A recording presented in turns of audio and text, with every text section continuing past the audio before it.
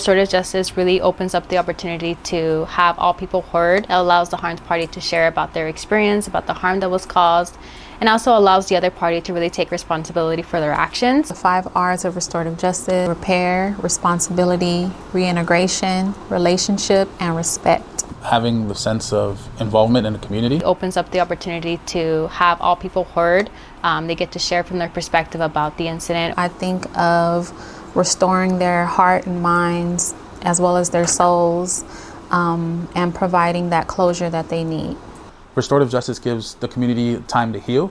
Meaningful accountability. It's given a youth an opportunity who made a bad decision in the community, but instead of throwing him in a jail and locking him there for 16 hours, he had a conversation where it's, what do you need? I need mental health services, I need mentorship, and I also need to make amends with my grandmother. It's giving them a reason to go at it every day, to be resilient in the fight, and hope to have better outcomes. It allows conversation. If we think about the other methods that do exist, in reality, a lot of those methods don't allow people to come together and have a conversation and see each other face to face and really talk about the harm that was caused, take responsibility. And I think that this really honors the stories of all parties that were involved, and it's something we don't get to see often. Essentially, giving humans an opportunity to grow. I think that restorative justice really empowers people to use their voice and speak about their perspective, speak about their harm, speak about taking accountability. Restorative justice can really help the community feel better, improve, repair the harm by having everybody share their story. What restorative justice does when it comes to a community is it heals it, because it stops the perpetration of damage to your own community. With healing, what that means is just addressing the trauma. Sending someone to jail sometimes doesn't fill that void. However, therapy does, and other forms of healing do. So listening is a key element of restorative justice, and I believe that it allows all the key players to have their voice and their platform to be listened to. It also allows for the adults in the community to listen to youth and hear what their needs are.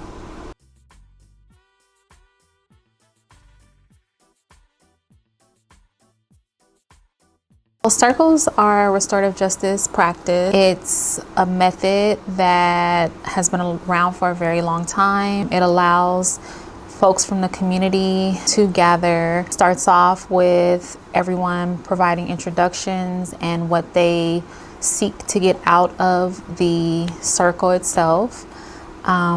There's also a talking piece that is included, and that involves the person holding the talking piece and everyone providing their undivided attention. The practice allows a safe space for everyone to share out, especially if they're typically not one to voice a concern. And it just allows them to dig deeper in coming together for a resolution of some sort. Restorative justice uplifts community voice by providing safe places where people can come and just address issues at hand. And it gives them a safe place to just be themselves. So address issues that are going on in the community from minor to major, and overall gives an opportunity for everyone to voice their opinion and be heard in a time and place where people feel voiceless. So mediation is a form of restorative justice. This is a method where we really allow the harmed party and the youth to come together and talk about the incident. The youth gets to take accountability for what they've done, really be face to face with the harmed party and their families to really speak about what happened and what they did. I think this is a very beautiful method, as it allows everybody to really be open about their experiences, their actions, the responsibility that they take from the incident. And again, this is somewhere where we have mediators mediate and facilitate the conversation between the harmed party and the youth to really make sure the right questions are being asked, to really prompt them to engage in conversation. And it allows them to have a conversation about restitution. How is this harm going to be repaired? What can the youth do to take accountability if they haven't already? Or how can we move forward from this incident? And that's something that is discussed during mediation about what can they do? What does a harmed party feel like they need to do to repair the harm? And it's an agreement that's made upon both the youth, their family, and the Harns Party and their parents as well.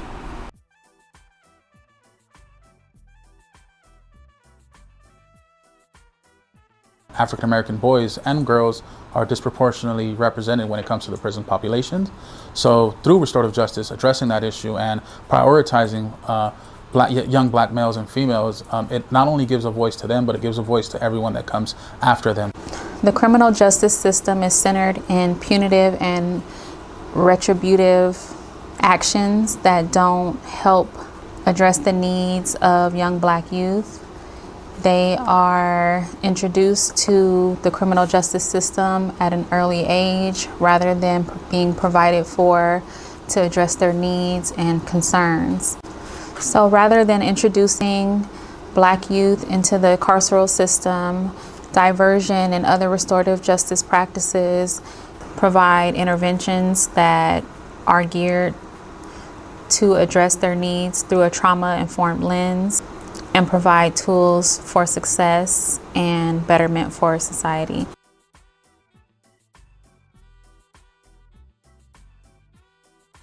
I think that restorative justice really empowers our community to come together.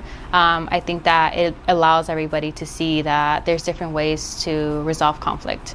Restorative justice provides the community with answers that the typical carceral system would not. It brings about an understanding to the community. It equips them with more knowledge, therefore empowers them to navigate the harm and the repair in the best way that they see fit.